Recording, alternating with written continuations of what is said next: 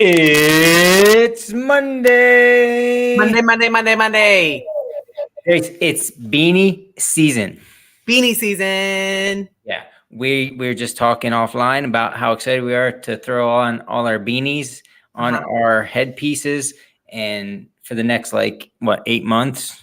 Yes. Yeah, it feels good though. It feels really nice. It's the first one I've had on. I feel it's right. It's time. It is time. You ready to do this? Yeah. All right. Grayce, the days are getting colder and the trees are looking leaf free.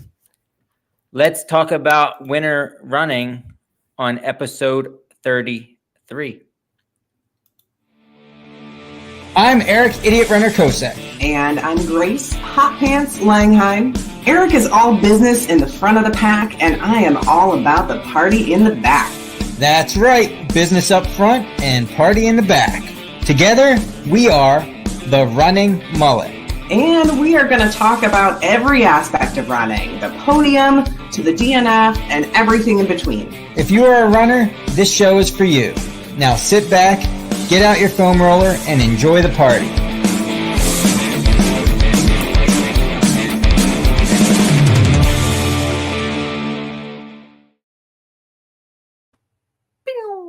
Video. Hey, Grayce.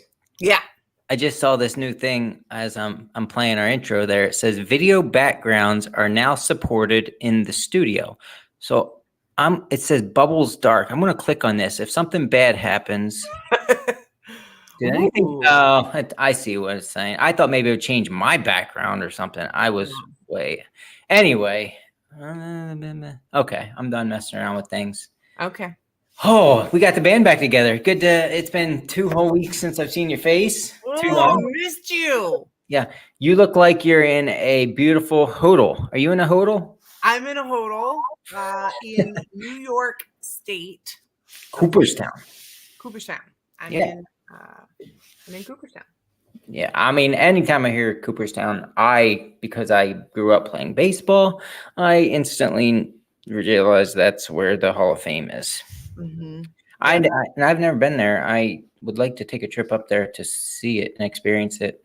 Yeah, it is. I have not been to the Hall of Fame all the times that I've come up here. You know what I know Cooperstown for? Is Cooper cheese. Oh, no, never mind. Yeah, the cheese is delicious up here. I know Cooperstown is the beginning of the Susquehanna River. That's like where it starts. Yes. So it comes right out of the ground. The whole river comes out of the ground at Cooperstown and just starts flowing. It comes out of a lake, actually. So there's a lake up here, and at the southern end of the lake is the beginning of the Susquehanna River, the East Branch.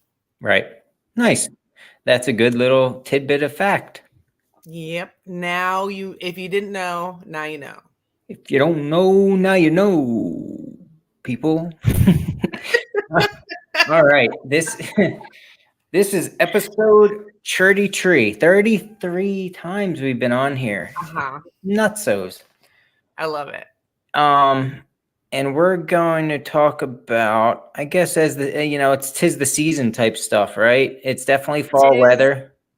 'Tis the season, fall weather, fall races, fall gear. I love it. I switch over from summer gear to fall gear, and I'm like, I have a whole new wardrobe. I have whole new gadgets. Yeah. I have cool stuff to play with.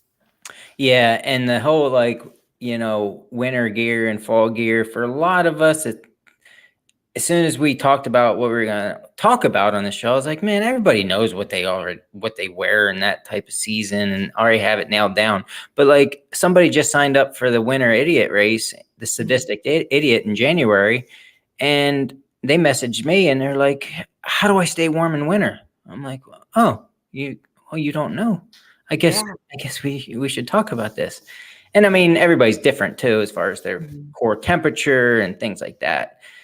Yeah. So, and I struggle with a lot of parts of keeping different parts of my body warm over winter also. Yeah. And I think every year I'll pick up a new piece of gear or one little trick or something like that I didn't have the year before. And I just kind of fine tune it over the years and get a little bit better and a little bit better about managing managing, continuing this crazy activity that we do in the cold. Yeah. So I mean, like you have those tools that are your go-tos going into different seasons, but it changes. I don't know about you, but when I'm especially going into the fall and winter season, the first what I'll call cold day, which is probably like 40s or 50s, I'll be like, oh my God, it's winter. And I'll like, that'll be my first day of layering up and going out. And I'm like sweating in the first 100 yards of my run because I thought it was colder than it was. And that happens like 5 times before I realize, okay, like I know I'm going to be chilly when I first step out the door, but I don't, you're going to warm up really fast and you need to not wear so many layers, dummy. Yeah. And I think that was one of the, and I never listen in the beginning of the season, just like you said, I wear too much in the beginning, but then I go back to, one of the most helpful things for me was learning what temperature is it and what should I wear, and not going, this is one of those things that you don't go by feel. Don't go by how you feel, and don't go by how it feels outside, but truly learning, okay, at 55 degrees with no wind and no rain, because wind makes a difference and rain makes a difference. Without wind and rain at 55 degrees, I can do really well with a tank top, some gloves, and I can choose my, if I want to wear pants, I can, but if I want to wear shorts, I can do with shorts. And at like 45, it's okay. Now I'm going to wear pants and a light long sleeve and glove. And so knowing in my little brain at this temperature, here's what I wear, but figuring that out, not when you step out the door, and just trusting it and looking at the forecast and saying it's going to be 55. So here's what I should wear, rather than let me stand outside and see how I feel. Does that make sense? Am I explaining that right? Yeah, it makes total sense. And the other thing, and Alicia Lehman, who just commented that she usually doesn't go out in the winter, but she's going to suck it up. That's the lady I was talking about that's coming to my event in January. But yes, it makes total sense what you're saying. And the fun part is you get to throw in the wind chill also. On a windy day. 55 feels a lot colder in the winter. And then, a lot of us are trail runners. You get that heart rate pumping, going up that mountain. Okay, you're sweating, you're feeling great, you're warm. And then you get to the top and you have to coast down the other side. And all of a sudden those sweaty clothes turn ice cold, not at 55 degrees, but you know what I'm getting at. So it's like, it is for me, I've learned to wear the different layers. And then obviously the outside layer is one that I can either unzip and let air in to dry off or cool off, or take off and wrap around my waist real quick and doesn't affect me at all. Yeah. Obviously it's not a hooded sweatshirt or something like that. That's just too big and bulky. But yeah, it's, I constantly struggle with it. And I think we'll get into it more as we talk about the winter running, tonight. But I mean, I guess we should start with fall since we're in the season now and kind of go as the seasons go. Again, for me, fall running is that the first couple of weeks, especially. I don't know, up here in northern Pennsylvania right now, north central PA, it's like low 50s during the day. It's cloudy. It's already miserable. It rained all day today on and off. It's cold, like just that raw type of cold, not freezing weather cold. But so I'm already struggling, like I said, with. I went out the other day and I overdressed, and now it's like, okay, I do this every year, dummy. Relax and go from there. But what are your favorite fall things, I guess, that are any different than any other time of year as far as winter running and summer running and stuff goes? Yes. Favorite fall items. Number one, and you and I have the same issue. We both have Raynaud's. So Raynaud's is a circulatory issue. It's not like it's just a condition that you have to live with, where I don't get a lot of circulation to my hands and my feet. Some people have it in just their hands, or some people have it in just their feet. I get to enjoy both of them. And I did have the fun experience a few years ago of getting some nerve damage in one of my feet because of that. And nerves grow back, so it's fine now. But Raynaud's is not fun to deal with, which means my number one item is a pair of gloves. Good pair of gloves.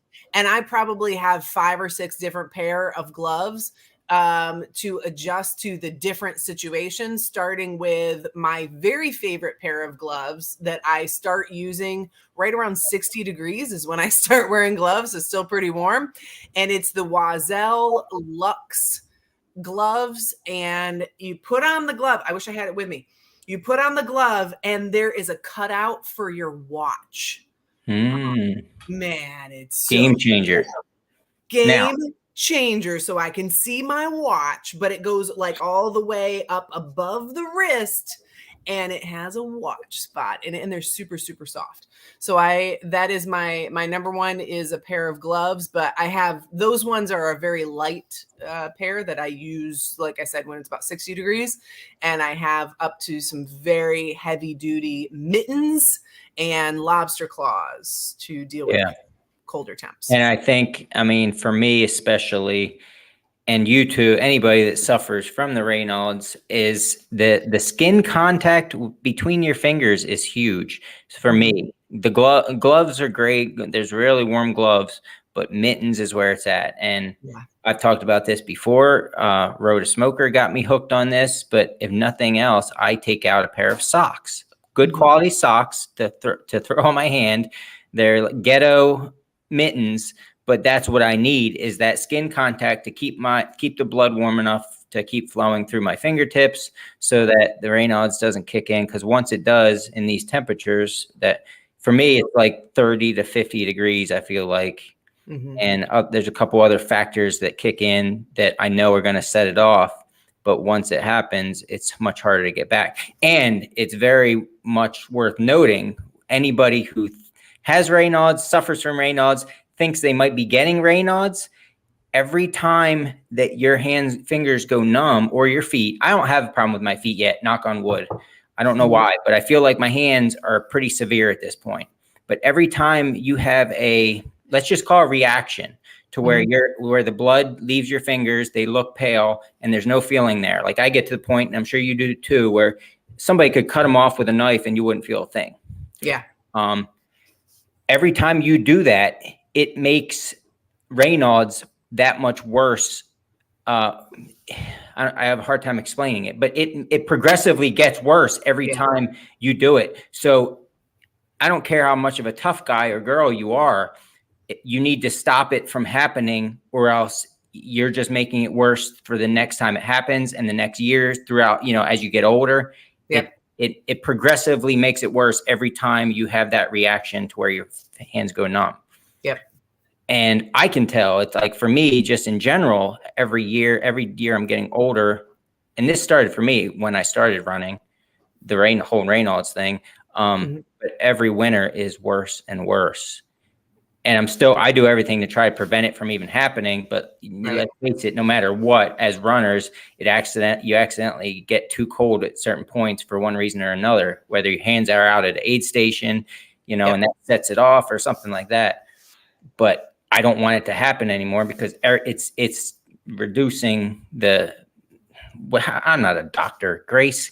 Not today, you're not. But no. It does get progressively worse. And also scrunching your hands and scrunching your toes every once in a while can help remind your body that your extremities also need blood flow.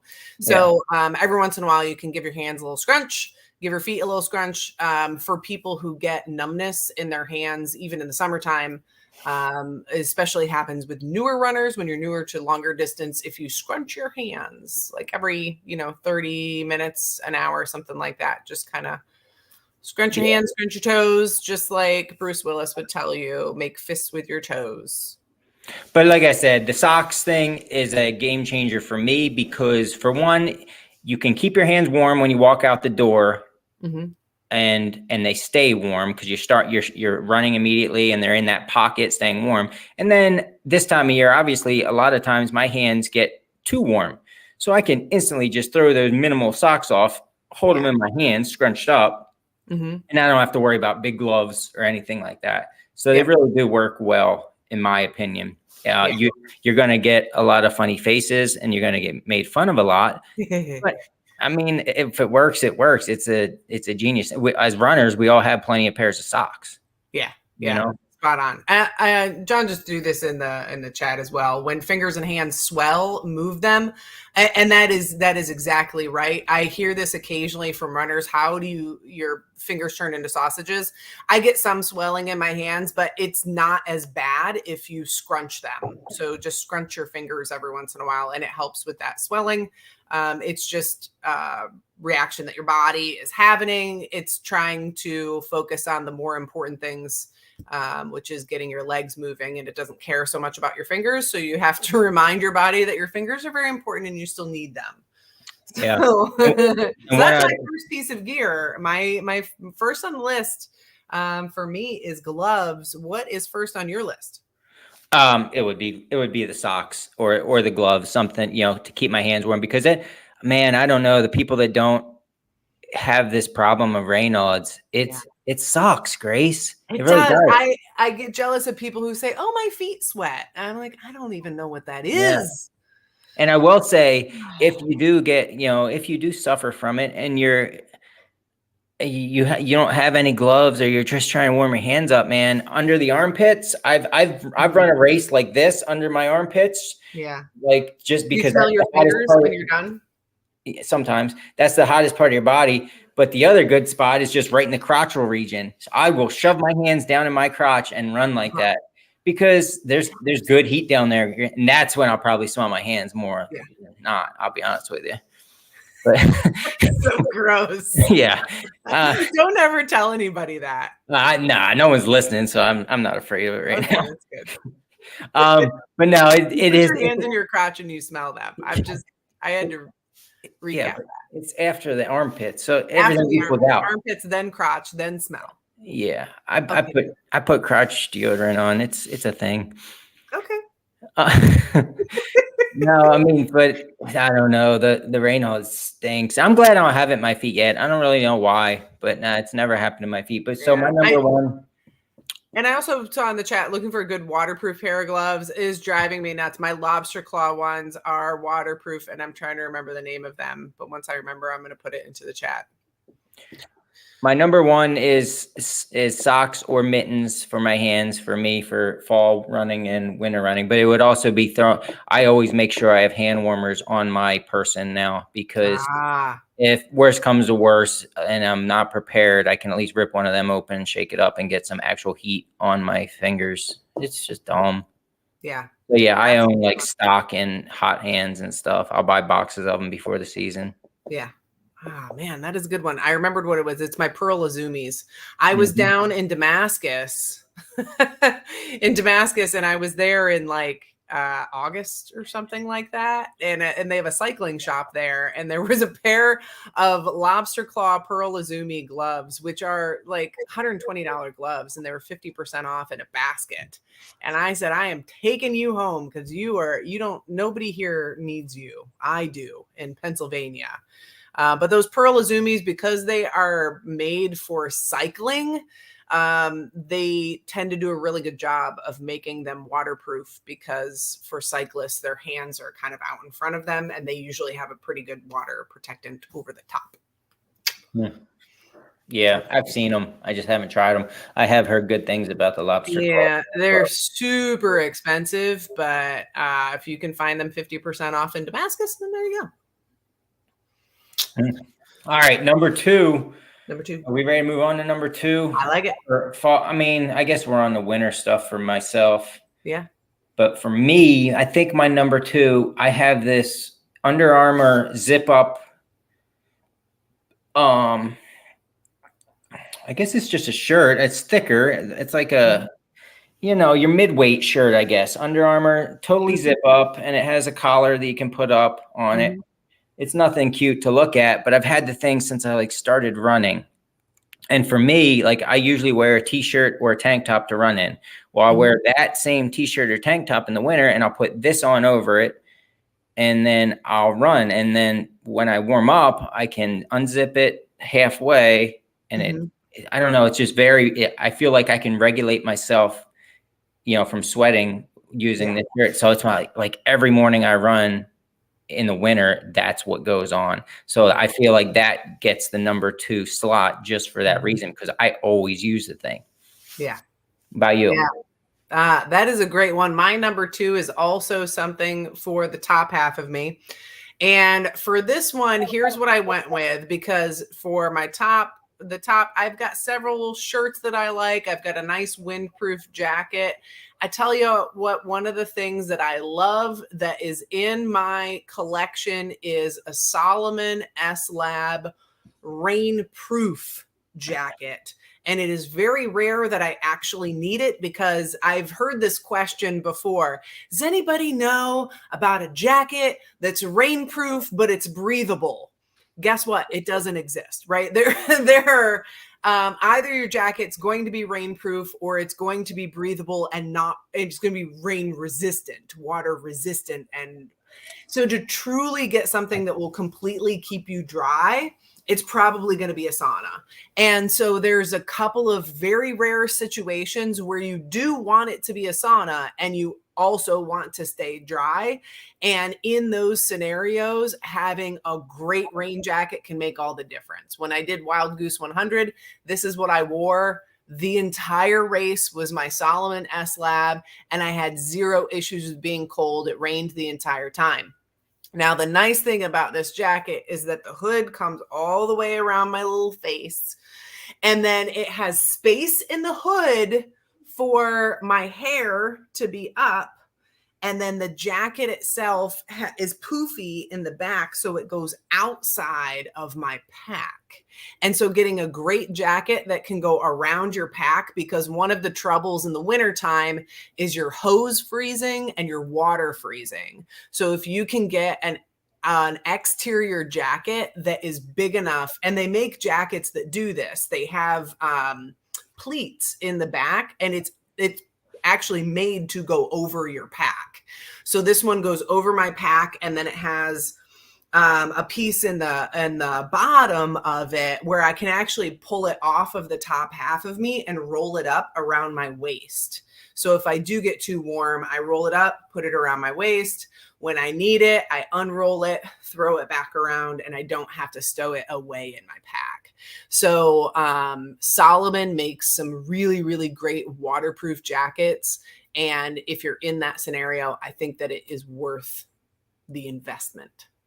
Yeah, and I think it's worth noting that there's a ton of great waterproof jackets out now, especially if you're willing to spend a little moolah. Yeah.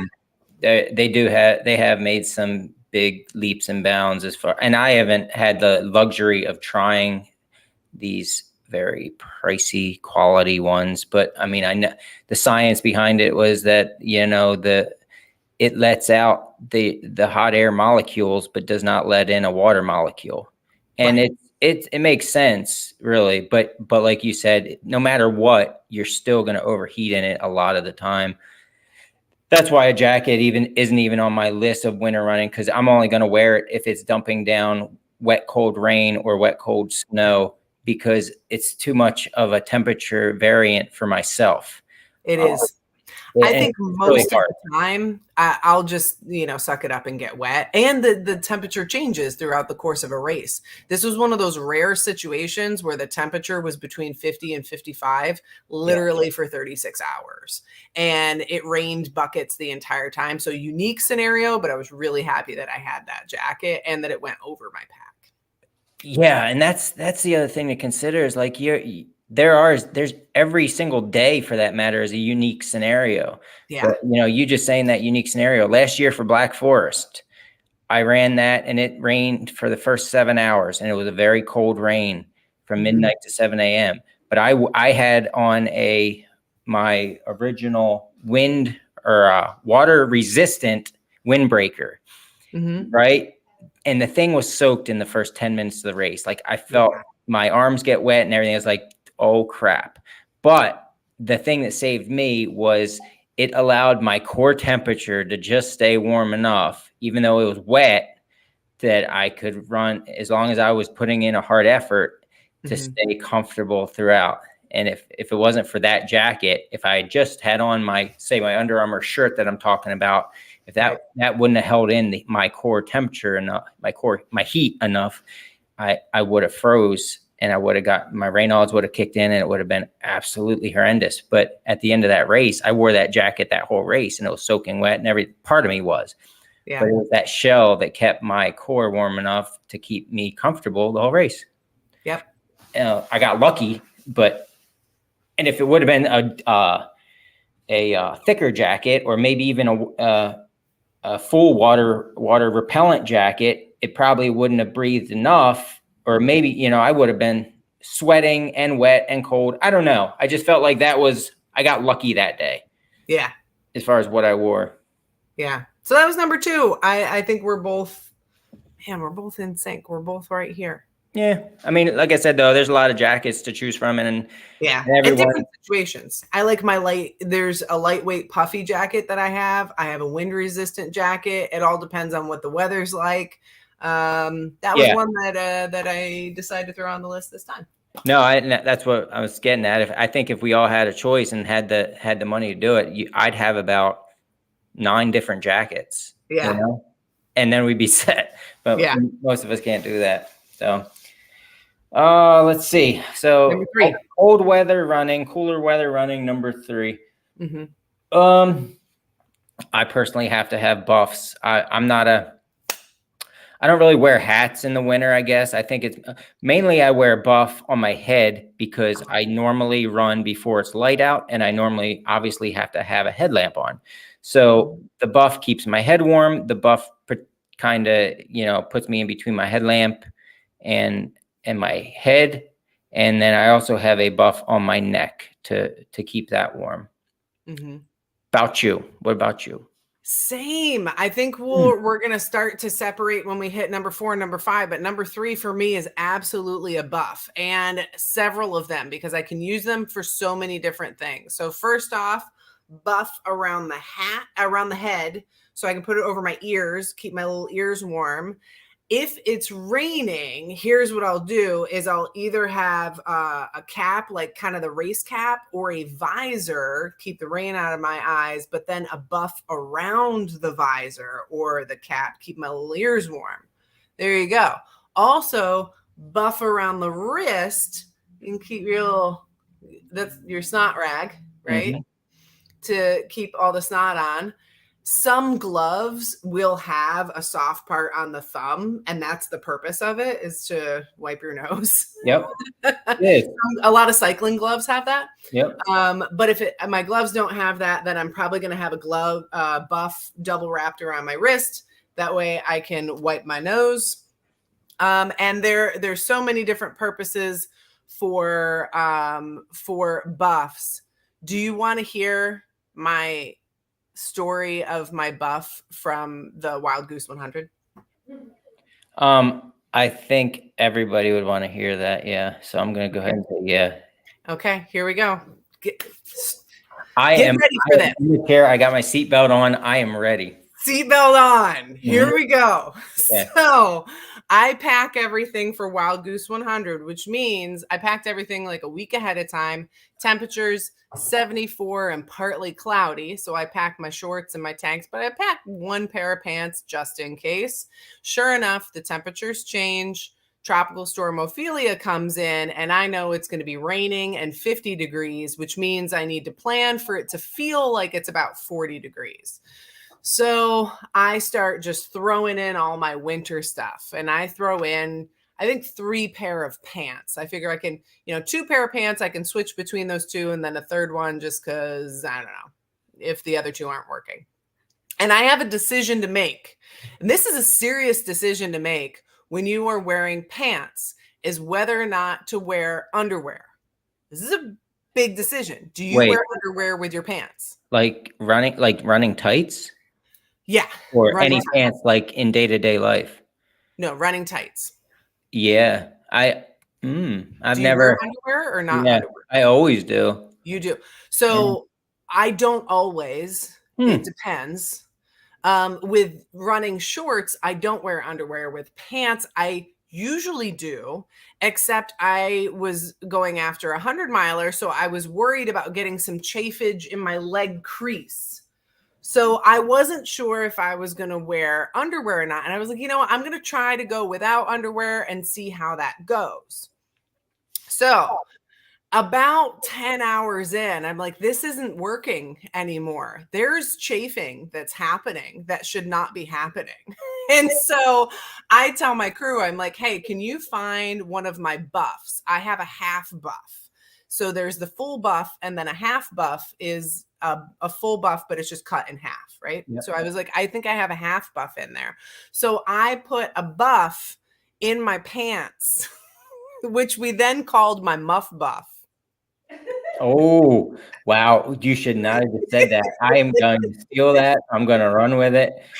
Like that's the new product. Becky is dying in the living room right now. Muff buff. Oh God. So we called this my muff buff. And here's where it came from, is because a friend of mine, Angie, she ran, I remember she did the Roxylvania 93K, and she was getting leg chafage. She was wearing shorts, and she put 2 buffs around her legs to prevent the chafing. And I was like, you know, buffs are a great idea. When something is chafing, just put a buff on it. So that became my muff buff. But then I was a little delusional when I got tired. And at one point I stopped to use the restroom in the woods, as one does, and I lost my buff. So it is somewhere in Wawa. You lost the muff. Just to clarify, you lost your muff buff. I did. I lost my muff buff. Yep. So I lost my muff buff in the woods. I go back to my crew and I'm like, hey, I lost my muff buff. Do you have another buff that I was like, I think I have another half for your muff. For my muff. Yeah. So we found another muff buff, and then I used that one, and then I came back around. There's a few hours later, I was like, hey, I lost my buff again, which later I did find was still in my pants. It was just in a different place in my pants. Okay. It had moved from my muff. Yeah. Okay. And I just lost it in my pants. It happens. It does happen. So I come back, and so Lacey at the time was crewing for me. Barb was away. And Lacey said, she was looking at my different buffs that I had. She's like, I don't think you have any more half buffs. Can you use a full buff? And I'm like, well, it'll be a little more uncomfortable, but fine. I'll use a full buff. That's better than chafing. So then she says, well, how about this? How about this buff? This one's from, it's from the F.U.N race. Do you want a F.U.N for? And I will let you fill in the blanks. It was a F.U.N buff. Wow. Okay. So, I mean, I guess the moral of this story is buffs serve a multitude of purposes. They really do. That's right. And I don't know if, I wish I had one here. I should go run one and get one out of my closet. I have one back here. You know, a buff, obviously everybody knows what a buff is. It has a hole in both ends. It's tubular, but like you can put a buff, a full size, not a half buff, a full size one on your head and fashion it. I need a full one. Fashion it in a way that it's basically a beanie. There's no hole on top to let the heat out. And that's why I use them more than beanies per se in the winter. Beanie is too much for me when I'm running. I like to throw it on as soon as I'm done running, but a beanie for running, most of the time I just get too wet and sweaty on my on top of my head. I also had a buff. I borrowed this from Kieran. I needed to give it back to her. But last year I borrowed from her a fleece buff. So I will also say, get a half buff, get a full buff, get a muff buff, and then a fleece buff. And because buffs can also go around your neck as a neck gaiter, right? And that's another word for them, as neck gaiters. So she had a fleece one that I used in, I was doing an FKT at the time. It was very, very cold. I was moving pretty slow. So that fleece buff kept me so much warmer, just pulling that around my neck. And it really prevented any cold air from coming into my jacket. So I'll throw in there that, so you can use it as a neck gaiter. You can use it as a headband. keep your little ears warm. You can use it as a hat and use it around your wrist. You can also use it for a lot of things in the summertime, so you can use them year round. But I love having a buff. I love having a buff. Yeah. That's my story from Wild Goose. You asked for it. No, that was good. I mean, I'm glad you threw it. That needed to be said, Grayce. I think that's going to roll me into number 4 on, and now we're getting into like middle to end of winter when things are getting really cold at this point. I'm way past fall weather running, but but that your muff buff idea, excuse me, reminds me of something that I learned several winter seasons ago as a runner. Is once it gets, and I'm going to do it again this year because I don't know what the temperature is, but once it gets past a certain point, my little fella needs more than just one layer of tights and one pair of underwear. So 2 pairs of underwear, although it doesn't seem like much, and probably quality underwear would help too. But that extra layer saves my little buddy from riding the line of, getting too cold. We'll just too cold. And when it gets too cold, there's a lot of aching. It takes a while to come back to life down there after you're inside. That's gotta be really uncomfortable. It's very uncomfortable. It's like you got kicked in the nuts as a kid. I mean, I guess you don't remember. I don't remember that. No. It's not a great feeling. For lack of a better word, but yeah, I've gone through it enough times where it's like I'm not going to go out when it's negative. Let's just say below 0.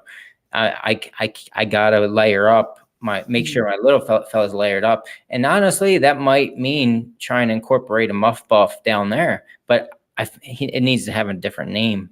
I don't know. What do you put around your neck? What's it called? Scarf? Maybe scarf. Maybe a dong scarf. I don't know. I have no idea. But yes, very important, and it does because it does hurt.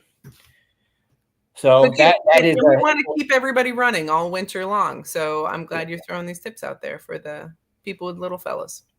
Yeah, I mean, little. We'll move on from there. We don't need to dig into that any deeper. So I don't even know what number we're on now. 4. I mean, you did the buffs. What would be next for you? Yeah, this one is a little bit, I don't think a lot of people are going to agree with me, and I'm okay with that. But one of the things that drives me crazy in the wintertime is having chapped lips, different ones, chapstick.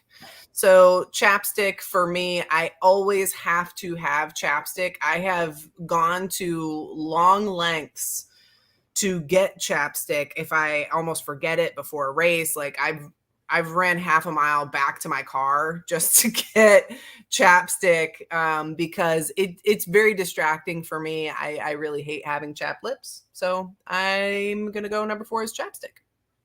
Yeah, that's a good one. And it's an annoyance, and it can, if I don't put it on in the morning and it's a windy, cold day, a couple hours in, I can already tell I'm getting chapped, and then I'm going to have to work my, next couple of days, I'm going to have to make sure I keep putting it on, and it's a pain in the butt. So if you just stay on top of it, for myself, at least, it's a lot easier. And yeah, Becky, I'm sure would agree with that too, because we're always making sure we have it. We're always stealing each other's, mostly me stealing hers. But yeah, that's definitely a good one. What's number 4 for you? Number 4 was the extra underwear for me. Oh, okay. But yeah, I mean, what's number 5 then? Number 5 for me, and this would be again I'm North Central PA. Like winter lasts for a long, long time up here. And for those of you that have been to my house for the idiot race or have been up in North Central PA, I live in the sticks a little bit, and there's a lot of dirt roads that I run on for training. And those dirt roads, we get snow and they get plowed and they get packed down by vehicles, and we get a couple inches more snow and they get plowed again. So very early on, these roads turn into sheets of slippery, snowy, icy stuff. So my number 5, and I don't use them a lot, but I have to have them, is my nano spikes. Catula nano spikes, and I'm saying Catula because that's what I would recommend. The not generic, nothing else. The Catula are pretty quality. You get what you pay for in this product, but they're the ones that Catula nano spikes slip over your shoes, and they have little nipples, little dimples on the bottom that give you the confidence and traction you need. Obviously, they sell the what are the big ones? Spikes. Thank you. Micro spikes, which are a lot teethier.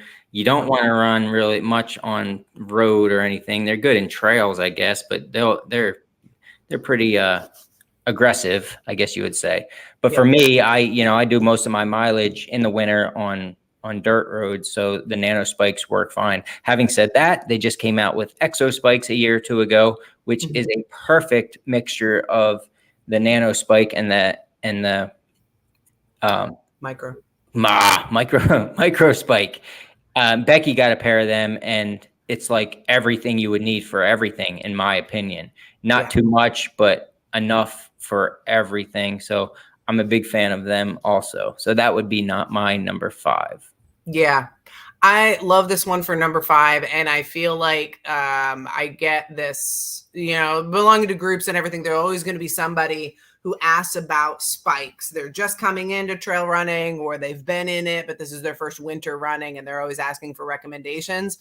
I love the exo spikes as well. I think when I first started winter running, I had a pair of nano spikes and a pair of micro spikes, and I switched between the two depending on the situation. So ideally, if you can afford them, it's great to have multiple, depending on where you are. If I'm running frozen snot, which I'm wearing my frozen snot hat today, definitely I go with the micro spikes. If I am on icy roads, it's the nano spikes. The exo spikes, I agree, are a good mix between the two. So now if I could only afford one pair, I would, which I can only afford one pair. That's true. I just have credit card debt. Oh, yeah. So, I would go with the exo spikes nowadays. Now, there are people who put screws into their shoes, and they will also use that. I do think that the downfall of that, and we see this more, I believe, in Pennsylvania, Maryland,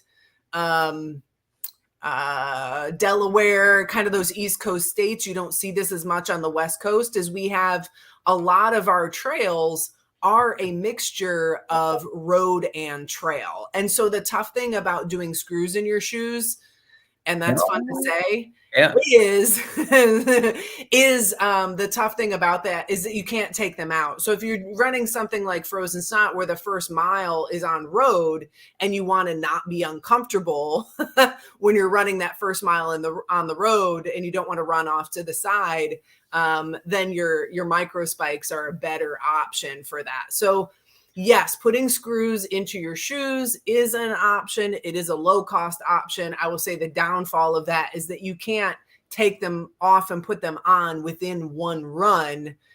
You could carry another pair of shoes with you is your best option, or just be uncomfortable. Now, if you know you're doing trails where it's going to be snow the entire time, then you have that option.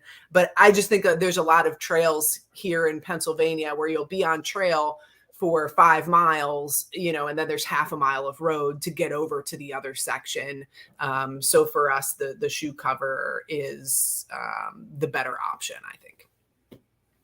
Yeah, I agree, though. If I could afford I'd have a set of all 3 in a perfect world. Yeah. Because even every winter, it seems like it's different. Like I'll use one, or seems like I'll use one all the time over another one this year. And then next year is just totally different.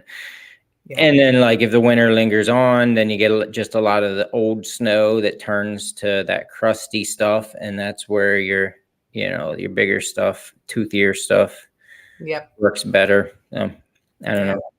Yeah, I like it. Catula for the win, KAH. Catula. I agree. I think there's some other stuff on the market that's a little bit cheaper and you get what you pay for. I don't think it's going to last as long. Maybe that won't be the case as more companies get into those types of products. But from what I've seen so far, Catula is what I would buy. Yeah, and you know what? It's the type of product, and I've personally seen this, I'm going to say like 10 times by now, of people using these traction devices during a race and cheaper ones breaking halfway through the race. Yep. So if that's what you're looking for, well, then go ahead and spend less dollars and get the cheap ones. But for me, it's, it's the rubber that's the quality, it seems to me like, and it's worth every penny, because that's the last thing you're going to want when you actually need those toothier ones to dig in on something like frozen snot or something like that. Yep, absolutely. Yeah. So now we are all set to go out and hit the trails this fall as it gets colder, and this winter, right? Yeah, we are. I mean, the last one for me, so my number 5 is either a watch that has breadcrumbs set into it or my phone, but some way to make sure that I can get back home. Because if you are running alone and it's wintertime, trails can look completely different in the winter. And not just when there's snow on the trails, but when all of the leaves fall, everything looks totally different. And the last thing that you want is to be out there alone and getting lost. So making sure that you have something with you that tracks where you are and that you can get back home, for me, is my number 5. Yeah, and I'll also throw in there, and I'm not a fan of carrying a first aid kit. It's not that I'm not a fan, I'm just lazy and I don't do it. I want to make that clear. Yeah. And I think a lot of us would agree with that sentiment. Also, on any run, anything could happen at any time. Yep. But especially in the winter, those space blankets, that's a good one. Very, very little space. But they really do. Like, it's something that we should throw in our pocket and have there at any point, because if you snap an ankle and you have to, even if you can walk out or gimp out or use a stick to get out, it's going to take you hours. Man, that could make your life a lot more comfortable. Yeah. And they're dirt cheap and they're very tiny. So it's I would say it's probably something we should all do better at carrying. Yeah, we should do better at carrying. And if you're thinking about getting gifts for runners coming up in the holiday season, I mean, that's a really good one to give other people, is to get them a space blanket, maybe encourage them to keep one in their car, one on their person. I mean, I think trying to encourage that, I think, can only make us all better, safer runners. Yeah, you never know what's going to happen. So, I mean, the biggest takeaways from this, as any runner who's going out in the cold weather, is a muff buff and a space blanket. That's right. Oh, that's good stuff. I enjoy this episode. It was a good episode. Yeah. Well, we're not done yet, but I guess I think that wraps up pretty much winter running and the way we handle it, right?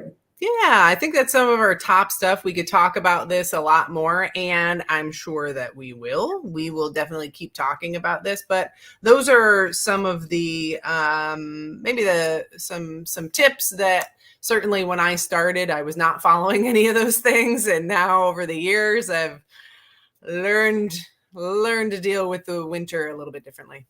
Yeah, I mean, for me, I looked in my closet tonight and I was like, all right, what are my go-tos for winter running if it's cold outside? And it's funny because it was instantly like I gotta grab that, and that, and I'm good to go. And that's my shirt, my buffs, and all that. So it comes naturally after a while, but it is it's something that makes your running more enjoyable, and that's why we're all out there, is to enjoy our running anyway. Yeah, absolutely. Grayce, what the heck are you doing this weekend? Oh, what am I doing this weekend? Oh, I am going on an adventure with my friend Lacey. Oh, that sounds fun. Is this a running adventure or just a girl adventure?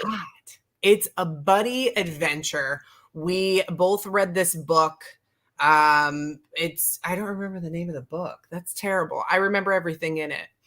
but it's about going on a 12-hour walk. So we are going to walk around. We got an Airbnb for the weekend. We're going to walk for 12 hours. And that's it. That's the only goal. That sounds fun.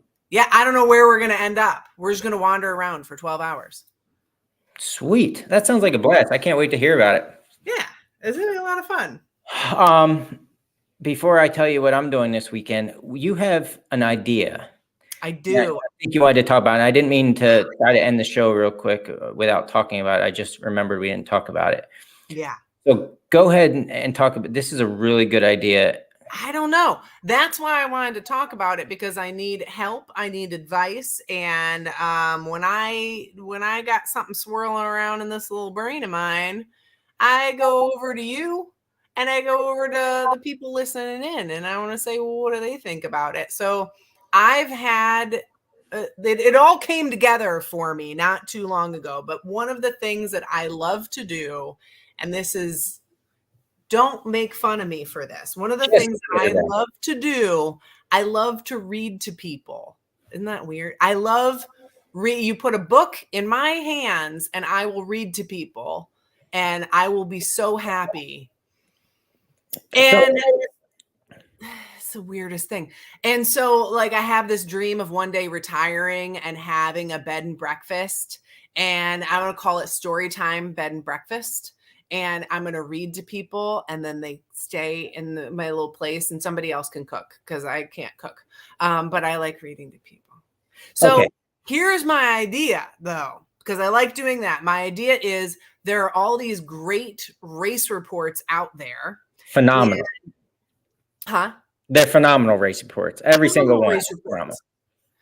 And people put these race reports out on blogs and on race report websites and so on. And I don't know about you, but I just have, my schedule is jam-packed and I don't have time to read all of them. But if someone was reading them to me, I would listen to them on my long run. So I was like, what if I read to all of you race reports on this podcast? And I would do like separate from this, because this is what we do. And so I'll have like a separate episode and release them on some sort of basis. I don't know, probably not weekly, but I'll just read race reports to you. Would you listen to me reading race reports to you? We came up with we were brainstorming. Didn't we come up with a pretty cool title? I forget what we came up with. You came up with one. I already forgot what it was. But anyway, I think the idea is phenomenal because these stories deserve to be heard. I think we all get tied up in not having enough time to read them. But let's face it. I mean, this podcast thing is where we're at presently, what everybody does, where, you know, I see us losing viewers from the live show because who wouldn't want to listen to us anytime that they have a free second during the following week, right? Yeah. It's common sense. It makes sense. I get it.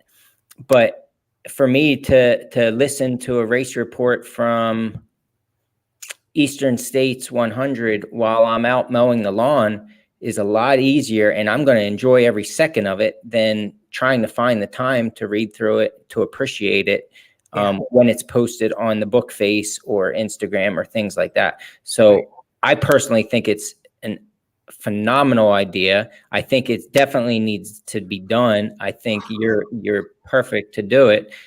And I have a race report. It's probably the only one I ever wrote from when I ran Tahoe 200, and I need to read it over myself again. But that was a story in itself, and I think I did a pretty good job of the race report. I'll look it over, but I would love for that. Now, granted, this first is one. No, not necessarily, but it was 5 years ago, and I think I did a good job. I personally feel like I did an okay job of describing what transpired during those 3 days, and I would love for it to be one of the ones that you read at some point. Yeah, I would love to read it. Story time with Hot Pants. Yeah. You can listen on. We got to remember what the title I had was. It popped in and it was good, and you liked it, and I forget what it was.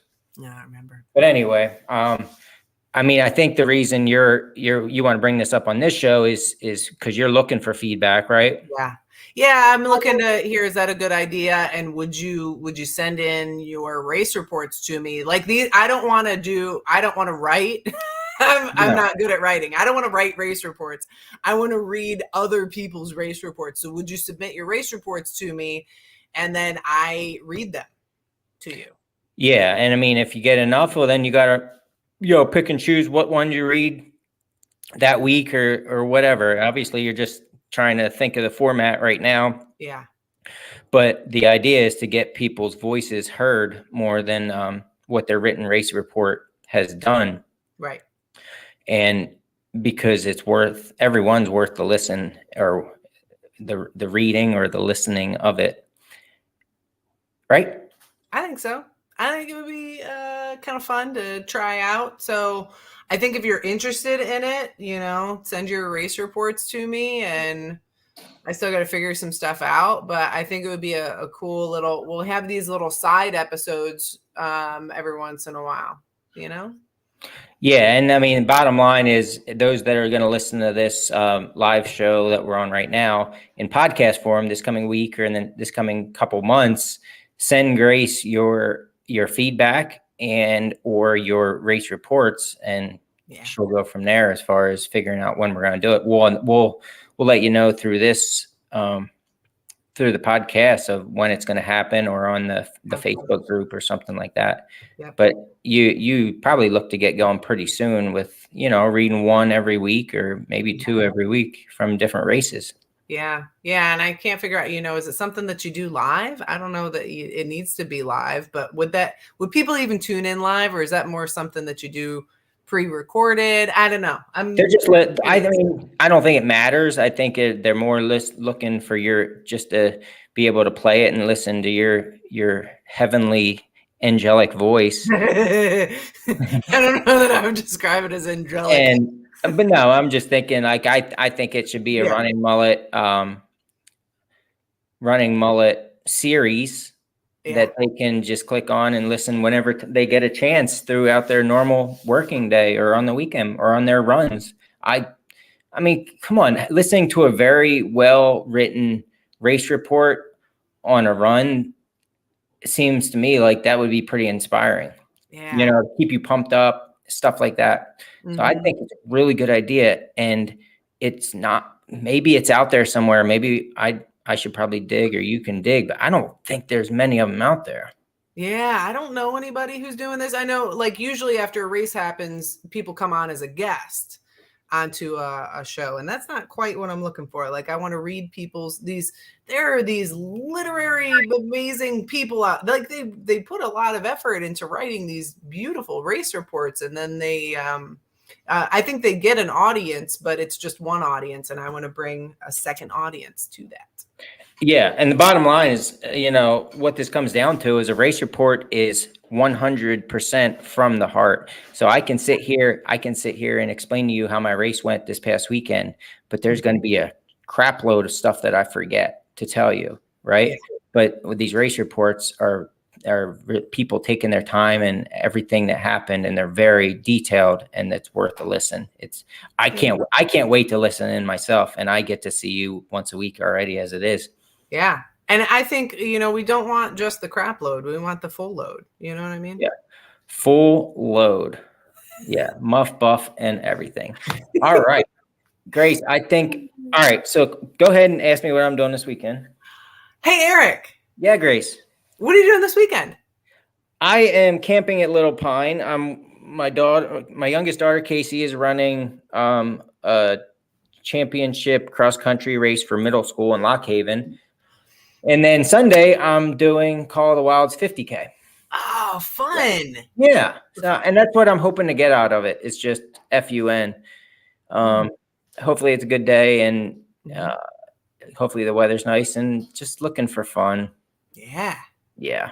So I'll tell you all about that on Monday. A couple other friends and people I like to call family that are running it also. So I'm really hoping it's fun. It should be.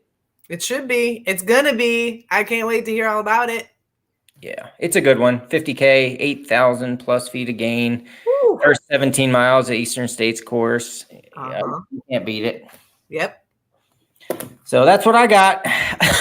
We ready to check out? We're ready to check out. We're done.